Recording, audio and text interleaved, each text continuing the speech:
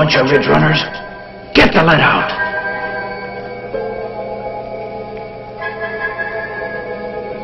Buona fortuna, amici. Good luck. Ixtesi, lass sie noch ein bisschen herankommen. In the closing months of 1944, forward units of the American Fifth Army were faced with the task of breaking through these ridges of the German Gothic defense line.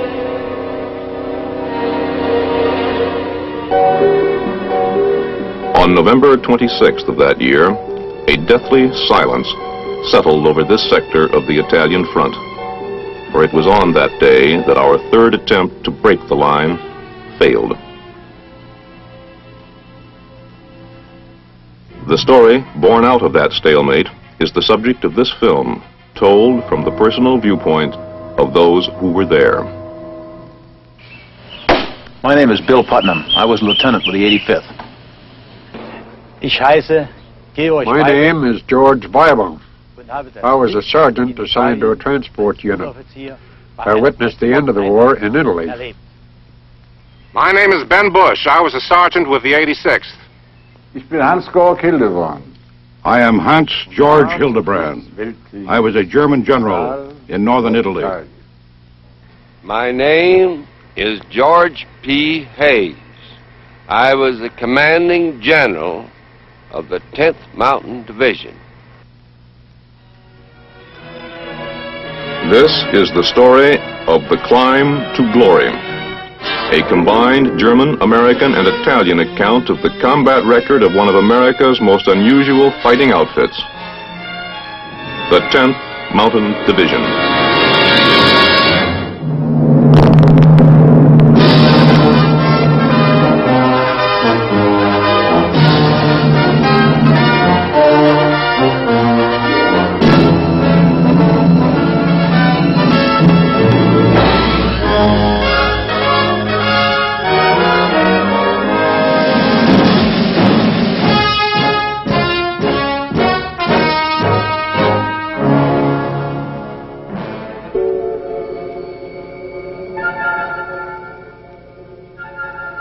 I was certain that words would never be capable of describing what happened here.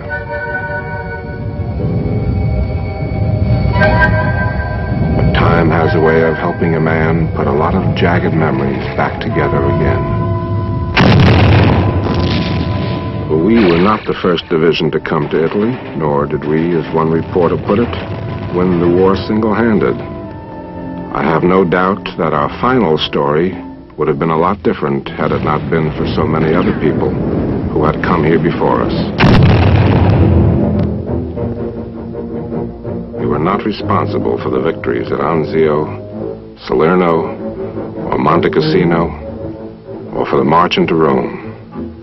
We were still in the States in those days. I believe it was Ernie Pyle who called it the Forgotten Front.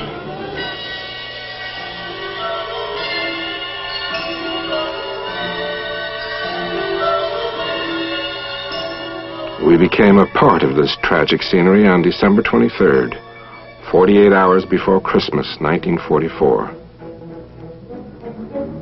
We checked into Livorno exactly 1 month and 1 day after the Germans beat back our third attempt to scale their Gothic line. We were given lots of straw to bed down so that we could have insulation from the cold. And it seemed like a wonderful place because the sun was warm. We were well dressed. We were being fed very well. We had lots of time to ourselves. And the idea of the front lines or warfare seemed very far away. We were a peculiar assortment. Our rank and file was made up of Austrian and German Schussboomers, Olympic ski champions, European and American mountain climbers, and what today's generation would probably refer to as Ivy League double domes. Harvard, Dartmouth, and Yale were well represented. An intelligence officer reported that the Germans were not impressed. On the 8th of January, this first contingent moved north through Florence to face the deadlock at the front.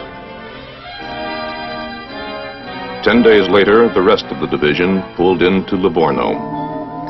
We had come up from Naples on a landing craft and were camped in a park.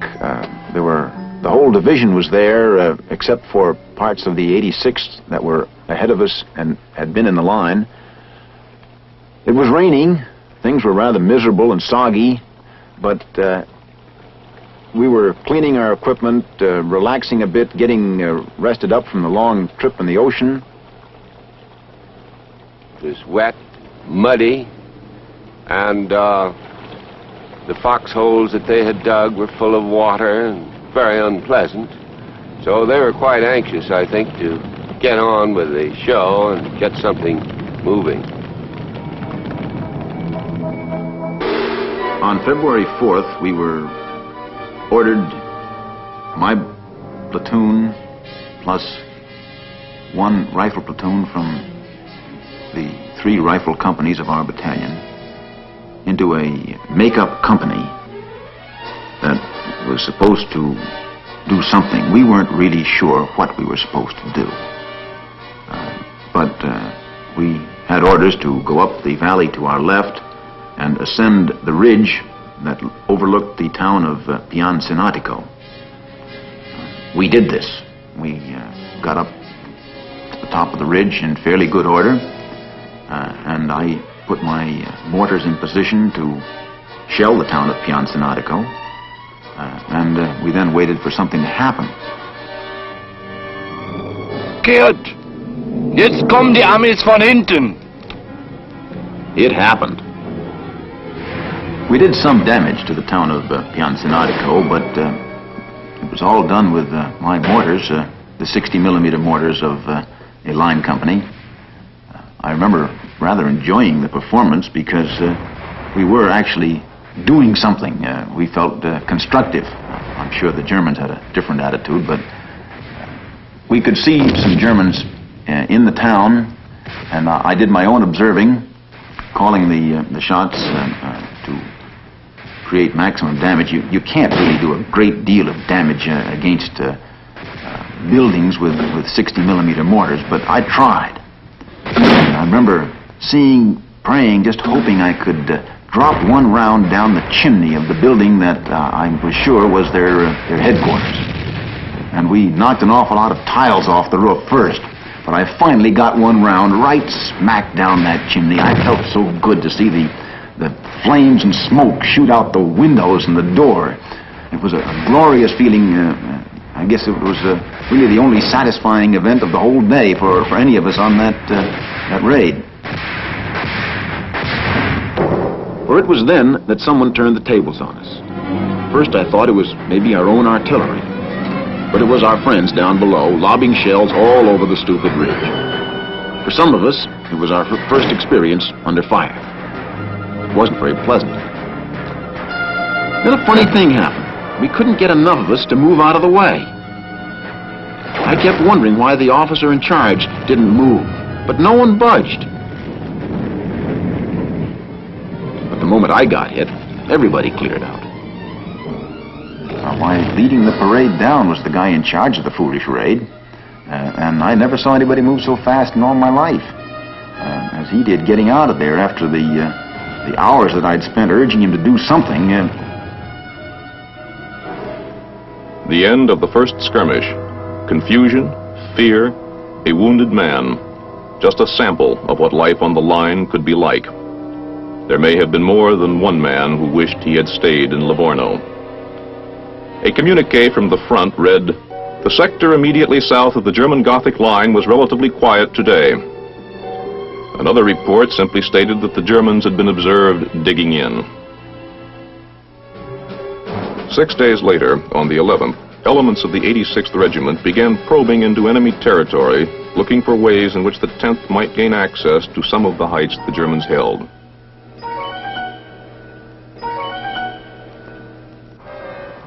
No one made much noise about those patrols. There was no mention of them in the press. We lost men on some of these patrols. And you know, A guy that's killed on patrol is just as dead as a guy that's killed in the big push.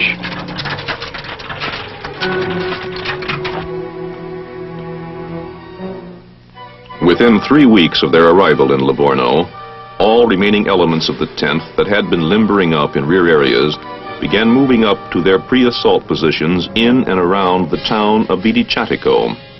They passed men who had already been at the front. We naturally spoke to them, eager to find out what battle was like, what combat was like, what bullets were like.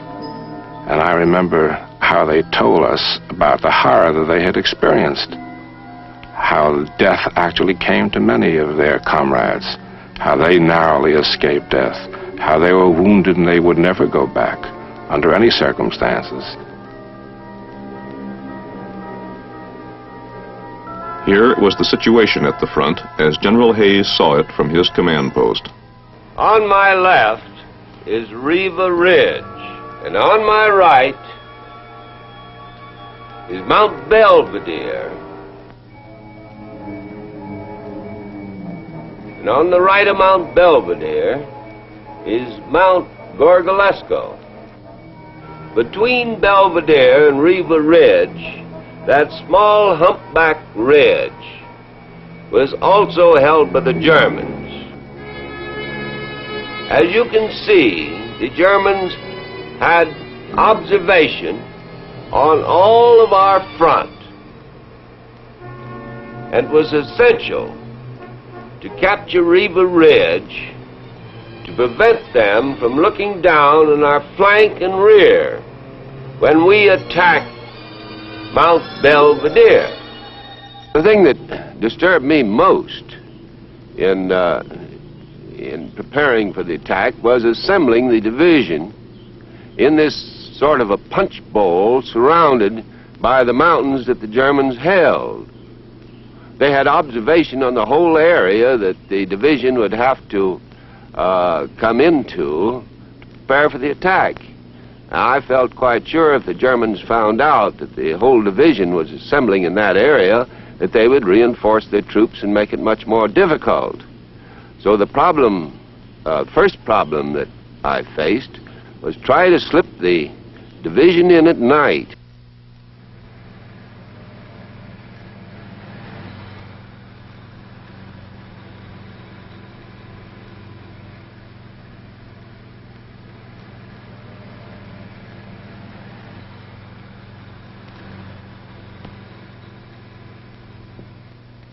The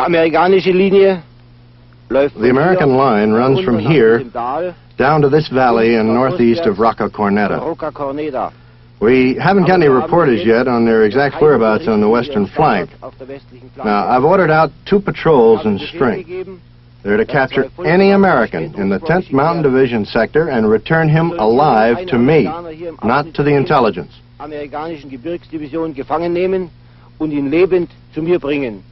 Who's in charge? Captain Kroner. He's a mountain man himself.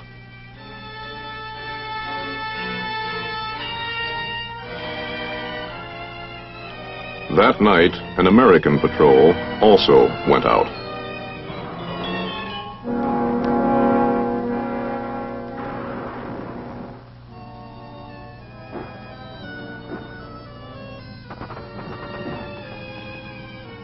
Hans! Hans! Hier rüber! Halt die Klappe da hinten und mach das Licht aus! In the dark, they met. That night, no prisoners were taken. The entire division, more than 13,000 men, continued to move into and around the town of Vidichatico.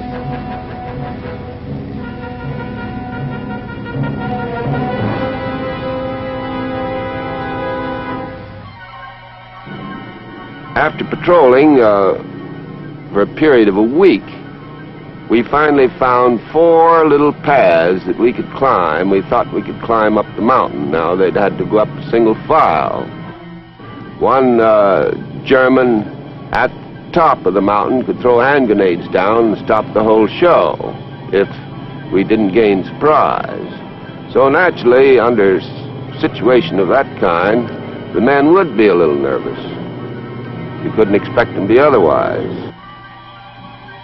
And there was Mount Belvedere, serenely majestic, covered with landmines, and for the fourth time, the prime objective of the coming assault.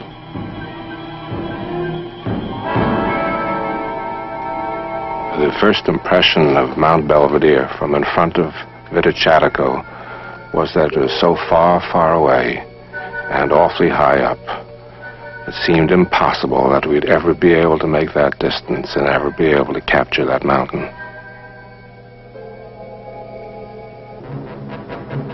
On the 14th of February, General Hayes told his commander, Major General Willis D. Krittenberger, that he was ready to breach the German line and to spearhead the Fifth Army's advance into the Po Valley that lay to the north.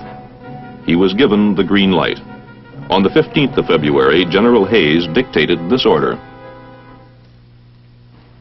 The 10th Mountain Division will attack on D-Day to seize, occupy, organize, and defend the Mount Belvedere, Mount Della Torresilla Ridge, and prepare for action to the northeast. D-Day and H-hour to be announced.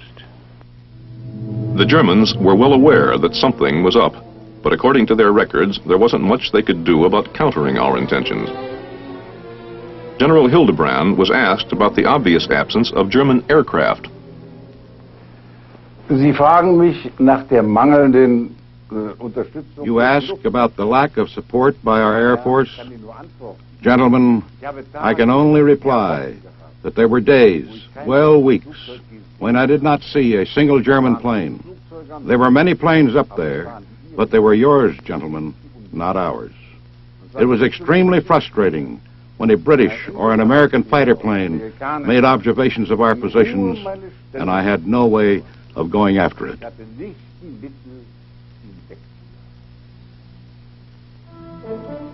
Some 10th Mountain Division veterans may remember this house. Farmer Giuseppe Lenzi has lived in it all his life. During the tense wait for D-Day that followed the General's combat order, a handful of men of the 86th Mountain Infantry holed up inside Lenzi's house. Giuseppe remembers their arrival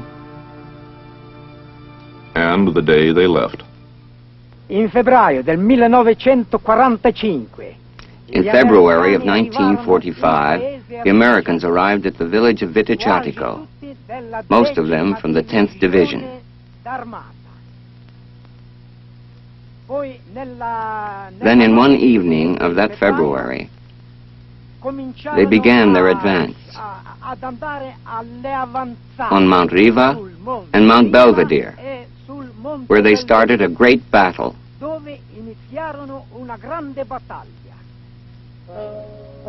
As Giuseppe and other farmers watched the troops move out, another man helped guide one of our first probes up the sheer cliffs of Riva Ridge. His name, Gino Lanzi. On the evening of February 19, 1945, the 10th American Division began the seizure, the occupation of Mount Capalbuso. Slowly, quietly, to surprise the Germans who were sleeping.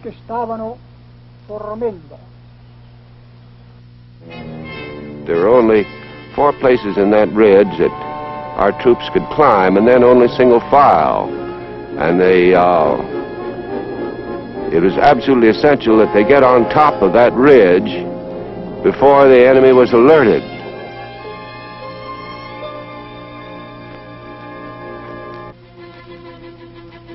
It was at this point that the division's special talents first came into play. Expert rock climbers of the 1st Battalion of the 86th began climbing the ridge's jagged rocks to a height of 1,500 feet and, without making a sound, fixed ropes for the use of units that were moving up from below. We flashed some search searchlights on the cloud formation up above, and that reflected back just a little bit of light on the hill mountainside, which enabled them to see a little bit of the rock structure that they had to climb. All ropes were secured by midnight. The entire valley below was still.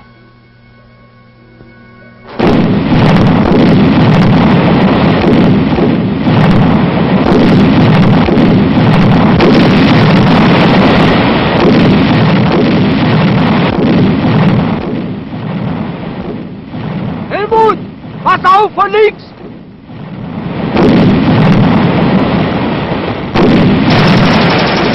Come on, you bunch of ridge runners!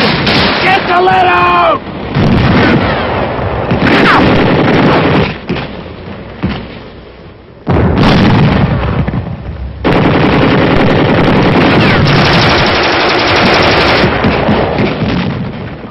After 2 hours of combat, there was still no word from the men on top of the ridge.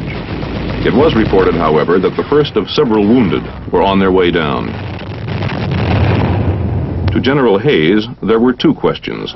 Would mountain climbers prove to be the answer to the Gothic line?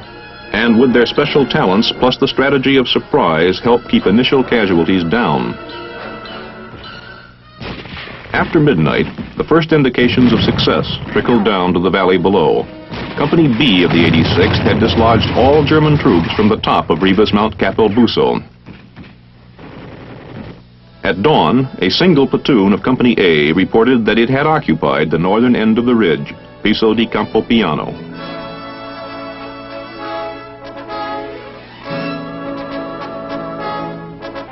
Das ist Campopiano.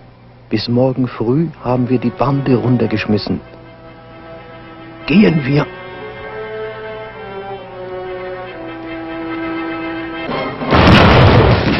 German counterattacks came as expected.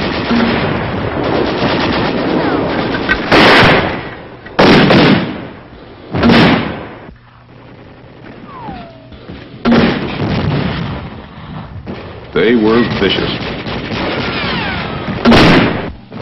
but were doomed to failure when a young lieutenant in charge of the lonely platoon checked the German thrust by calling for dangerously close artillery support.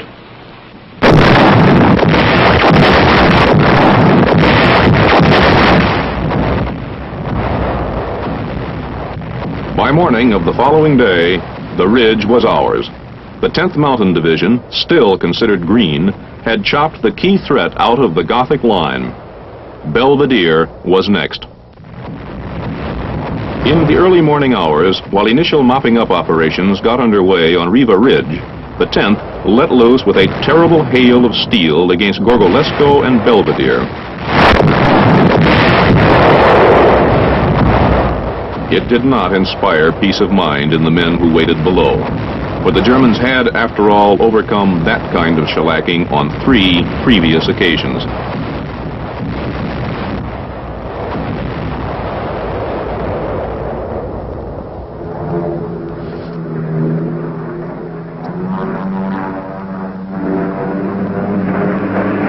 Feindliche Kampfflugzeuge vom Westen im Anflug!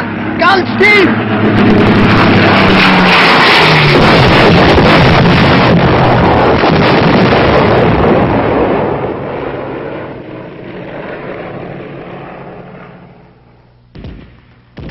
When it seemed as though the hill had died, the 85th and 87th Regiments pushed off for the minefields above them. Da kommen sie! Lass sie kommen!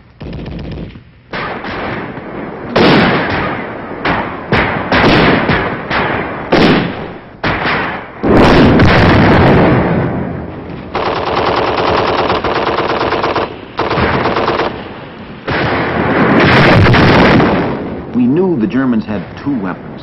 They had an 88 and they had the burp gun. Of course, they had a Luger, but that was the kind of thing you got as a souvenir. The burp gun was something you were afraid of. The 88 was something you should be definitely concerned with. On the morning of the 20th, one whole battalion of the 85th reached the top of Mount Belvedere. But the trick, as they soon discovered, was not just to reach it, but to hold it. As the 87th swung to the northeast to firm up the Belvedere line, evidence of the cost of that action began to show.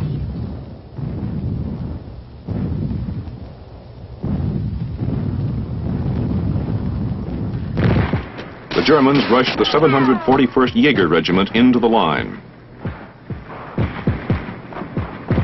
And the 10th climbed up to meet them.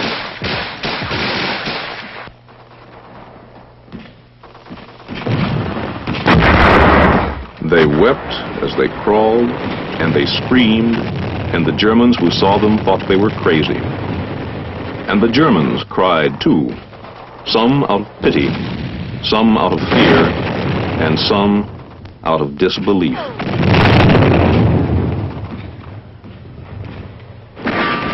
By the 22nd, it became obvious to both American and German commanders that the 10th was no ordinary combat outfit, for by that day it had become clear that it would succeed in holding the objectives assigned to it.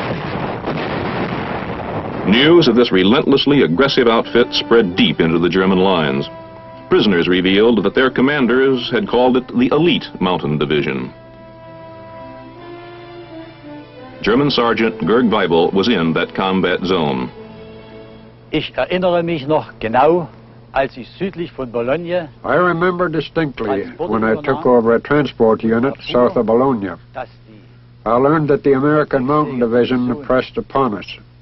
It came as a shock to all of us because we knew very well that this would spell our collapse.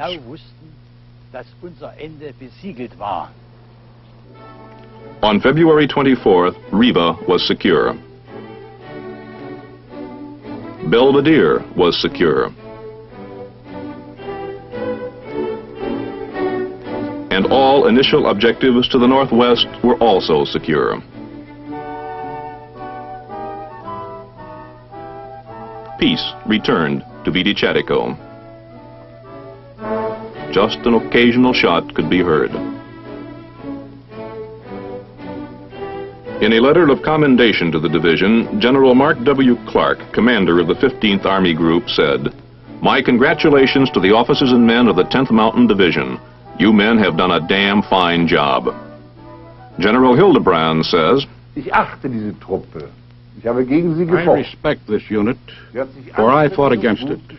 Your men fought back very well, and you did not make it easy for us. But I believe our men did not make it easy for the 10th Mountain Division either. A soldier's fate, a soldier's duty.